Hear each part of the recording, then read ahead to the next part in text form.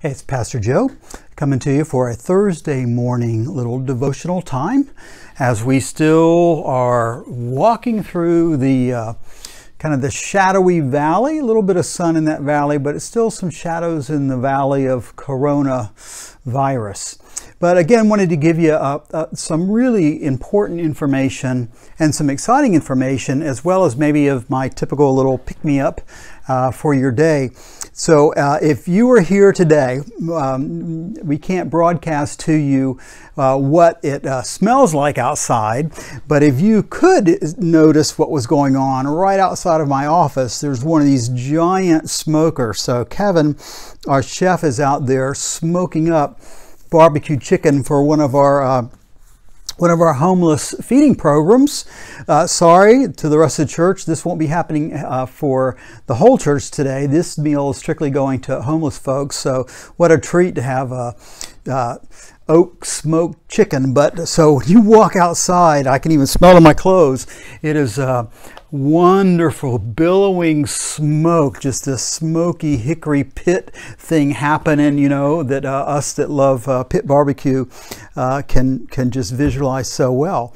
But you know, during the corona time, at first I was like you, I was just at home, nothing to do and just eating, right? And I don't know if you got on the scale, but my scale did this really curious thing. The numbers started rising. It was amazing. Every day the numbers were rising on the scale. So I made the determination I was not going to just sit and just eat and eat and eat. So I went on quite a disciplined regimen of limiting what and how much that I would eat. So the good news is I've lost about 10 pounds. The bad news is, yeah, I do really well with it, except when I get around the aroma of food. So I walked in today to make this video. It's about 10 after 11.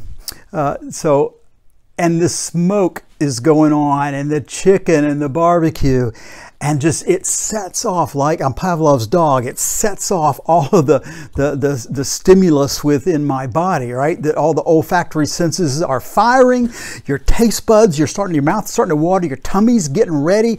Everything is preparing for that meal, which I'm not going to be eating today. So if I've gotten you hungry, just, you know, get a little snack while you're watching this. So it's all about waiting, isn't it? They're out there, Kevin's out there smoking up that chicken, and there's a bit of a waiting time. And the folks are going to receive that meal, but there's a bit of waiting time for that. And we're still in the corona time, which means there's some waiting and some longing. And so I've been inundated with all of your requests and wonders about worship. When does live public worship return to Markham Woods Presbyterian Church? So you're not alone, and I have an answer for you. And maybe it's a long-awaited answer, and maybe I've gotten your taste buds warmed up for a response, something we can actually put a pin in today. But we're not unlike the people of God. It seems to be a recurring theme with some of my devotionals, because really we just seem to do the same thing over and over again as the people of God. And one of the things we do is wait. Sometimes our waiting has a real purpose, and there are some rewards from the waiting. Some of our waiting is really on us. It's not really the kind of waiting that we should be putting our anxiety toward. But you know, the folks in the Old Testament, those Israelites wandering those 40 years, they were waiting and waiting and waiting and waiting. As a matter of fact, even Moses is kind of waiting. And if you read the very last part of Deuteronomy, it's the concluding saga of Moses. And Moses gets to go up on this hill. It's really kind of a difficult scene if you were to play this in a movie, but he goes up on the top of the hill and God points out to him all these lands. In other words, here's the promise. Here's everything I promised, and it's right there. Only you're not going to get to go. And you know, when I thought about walking up to the barbecue, it's like I smell the barbecue, but I'm not going to get to go, am I? It's not for me, but it's making me long for it. But then something happens. Moses does die, and another leader arises, and that's Joshua. And Joshua receives a similar vision, only there is something very exciting connected to it. And I want to share that with you right now. This is the very first chapter of Joshua, just 7 verses. So it says, after the death of Moses, the servant of the Lord spoke to Joshua, son of Nun, Moses' assistant, saying, my servant Moses is dead. So now proceed to cross the Jordan, you and all this people, into the land that I am giving to you. Every place that the sole of your foot will tread upon, I have given to you, as I promised to Moses. From the wilderness and to Lebanon, as far as the great river, the Euphrates, all the land of the Hittites, the great sea in the west, shall be your territory. No one shall be able to stand against you all the days of your life. And as I was with Moses, I will be with you. I'll not fail you. I won't forsake you. So be strong, the Lord says. Be courageous, for you shall put this people in possession of the land that I swore to their ancestors to give to them. Only be strong again and very courageous, being careful to act in accordance with all of the law that my servant Moses commanded you. Do not turn from the right hand or from the left, so that you may be successful wherever you go. So Moses gets a taste. He gets a bit of the aroma of the promise, but he doesn't get to enter in. But Joshua, it's very different. Joshua not only gets the aroma, right? He's smelling, he's tasting, he's seeing the land. He gets the whole picture, but now he's given permission to enter in. It's if I want to use again another silly analogy, it'd be like me coming up and going, okay, I'm breaking my diet. I smell that wonderful barbecue, and I'm going out there and I'm going to have me some, right? I'm going to have some barbecue. They get to enter into the land after all that time and waiting. Can you imagine the excitement? Not just a tempting tease, but they actually get to enter in. So I guess we've been kind of in a tempting tease when it comes to worship, when it comes to public worship and return to the campus of the church. We know the church is not the campus, but we do know it is a hub for activity and for friendship and just the way we support one another. There's something special about that.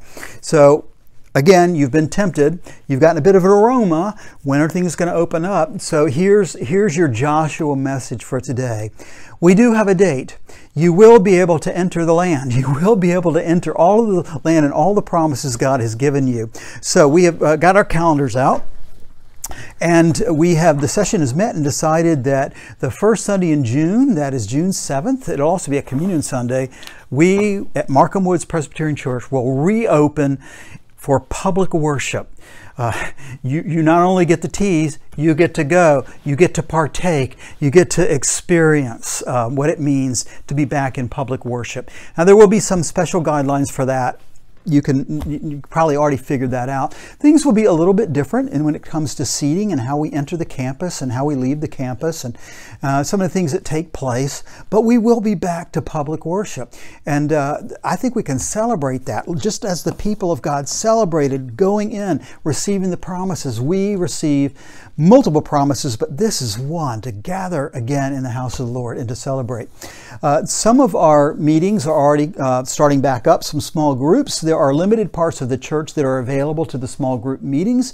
Again, we follow all the guidelines and protocols and hygiene. All of that will happen. So for some of you who have already been a part of those Zoom meetings, we assume those are going to continue. However, there may be, along with the Zoom meetings, a more public presence on the campus, as long as we're abiding by all of the protocols. All of those things need to be arranged through the church office. Hope you'll give them a call. We don't want folks just wandering in. We want to be able to do this wisely, right? Safely and wisely. However, virtual worship isn't going to stop. This is something we've been planning on even before Corona. And we hope it continues forever. Wherever you go, wherever you find yourself, even on vacation, maybe you're not feeling well at home, you can participate. If you're not ready to come back to worship, of course, we can't do that for another couple of weeks.